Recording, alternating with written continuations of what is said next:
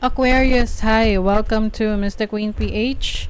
At ito ang inyong monthly reading for December 2024. If you're interested in private readings, meron tayong promo ngayong November. 25% discount sa mga tarot reading services kapag nag-book kayo ngayong November. Ayan. So, yung link nasa description at sa pinned comment. Paki-check yung nila information. Paano mag-book. Okay. Aquarius. What's up? So, by this time, ang Pluto ay nasa Aquarius na. Sa mga Aquarius rising or any Aquarius placements, may mga major endings and new beginnings. Transformative ang next 15 years for you. Okay, so you have the first house, which is about yourself. Maaring may mga improvement ka na gagawin sa sarili mo. Especially on your physical self. Yung iba bagong hairdo, hairstyle, mas magpo-focus ka rin sa skincare. And your health, Virgo energy. Magiging maingat ka rin sa iyong mga kinakain or sa ina-apply mo sa katawan mo or mga products na ginagamit mo. Let's see. Mas magiging organized ka ngayong December. Kumbaga, kung ikaw ay tipong very busy, yung schedule mo, aayusin mo na siya. Kasi lalo na kung may mga na-miss out ka na mga meetings or events ng mga nakaraan. You have climate transits. Yes, I feel like there is like para siyang minor change for you ngayong December. Kasi kahit naman na si Pluto nasa Aquarius na, hindi naman yan agad-agad na parang sobrang major change. Kasi ang stretch niyan around 15 to 20 years, no? Or 20 years, I think. So gradually, or meron lang importanteng transit sa buhay nyo na phase sa buhay nyo na may malaking mga nagbabago. Okay?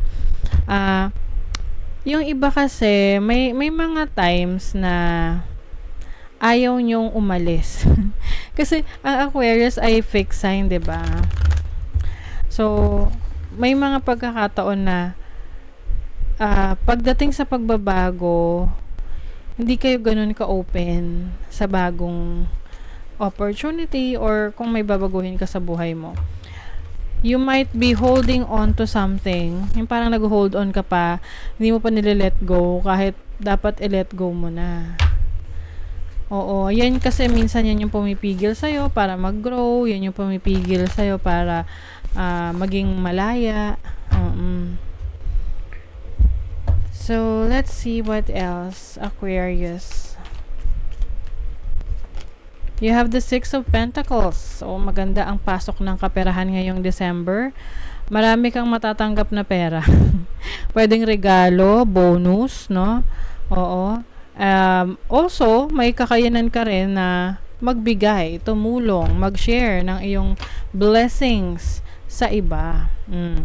You have the Two of Pentacles. You're going to be very busy ngayong December. Marami kang mga bibigyan ng attention, especially sa career, trabaho. Pwede kasi pagsasabayin mo ang pagtatrabaho, tapos nagne-negosyo ka pa, or iba-iba yung racket mo, no? Ang dami mong pinagkakakitaan. Alam mo, ituloy mo lang yan, Aquarius, kasi this will lead you to financial independence, financial stability. Ayan, puro kaperahan ng energy sa inyo. Puro Pentacles. May ma-accomplish ka pagdating sa career, trabaho, or business mo, or sa finances mo. Yung iba, meron kang certain goal na ipon na ngayong December, mahihit mo. O kaya, yung sales, mahihit mo. O kaya, yung iba, yung posisyon na gusto mo sa trabaho, makukuha mo. May promotion. Or meron kang bonus na matatanggap. Yung iba nabigyan na ng bonus. Congratulations. Oo, I think this is something extra pa. Mm. You have the temperance, so talagang focus ka rin sa healing, lalo na kung yung iba sa inyo nagkaroon na ng health issues. Oo, kumbaga lang, binabalanse mo lang yung work, yung life mo, work-life balance. And even your eating habits, pwede kasing hindi mo naman binabawal yung sarili mo sa mga pagkain na dati gustong-gusto mo, or parang ka doon, nagpapakasarap ka doon. Ngayon, titikim ka, no? Pero hindi ka na mag-indulge kasi kung yun yung dahilan ng health issues mo yung kalusugan mo, problema sa kalusugan, syempre iwasan mo na, aayusin mo yung sarili mo. Grabe, Aquarius, you are going to recover, no? Especially on your health issues, mas lalakas ka given that gagawin mo yung kailangan mong gawin para maging malakas, malusog, masigla. Okay? Or kung ano man yung mga goals mo, as long as you are taking action, makukuha mo yung resulta na gusto mo. And I think mas magiging confident ka rin sa sarili mo, especially that magpo-focus ka sa practice mo ng self-love, self-care. Ano ba yung mga self-love, self-care? O inuuna mo yung sarili mo ngayon para ma-improve mo. Kasi you owe it to yourself. Pwede kasing puro ibang tao lagi iniisip mo. Tapos kakaisip mo sa iba, ikaw napabayaan mo na yung sarili mo. So now it's your time to take care of yourself. Kasi the more na you are taking care of yourself, the more na mas nagiging productive ka eh. Parang meron tong certain energy na binibigay sa'yo na parang, I am so confident, ganyan. 'Di ba? Ang sarap magtrabaho, ang sarap gawin yung passion mo kapag confident ka, 'di ba? Money, career, finances, you have the 6 of swords. 4 of swords. Ano ba 'yan? baliktad akong tumingin na. 4 of swords. Okay. This is about rest, pagpapahinga. Oo, yung iba sa inyo, magkakaroon kayo ng vacation. Yung iba rito parang may sick leave ngayong December. You have the Hanged Man. Bagong perspective sa buhay. I think marami kang realization sa career mo ngayon, sa trabaho mo. You are being thankful, and at the same time, natututo ka dun sa mga experiences mo eh. At alam mo na ngayon kung ano yung makakabuti para sa trabaho mo, sa finances mo, alam mo rin yung hindi. So yung hindi, iniiwasan mo na or tinatanggal mo na yan sa sistema mo, no? Sa routine mo. You have the 3 of Cups. Meron ditong celebration. You may be going out with your colleagues, no? Lalabas kayo, mga katrabaho mo, inuman, party, ganyan, salo-salo. So, it's going to be fun, but at the same time, in moderation lang, no? Lalo na yung mga mahihilig uminom, ayan. Hinay-hinay para hindi naman mag-suffer ang inyong kalusugan. Kahit sa pagtulog, halimbawa, lagi kayong puyat. Kahit hindi ka umiinom, wala kang bisyo, pero puyat ka lagi. 'Di ba? It will definitely affect your health. So, in moderation, okay?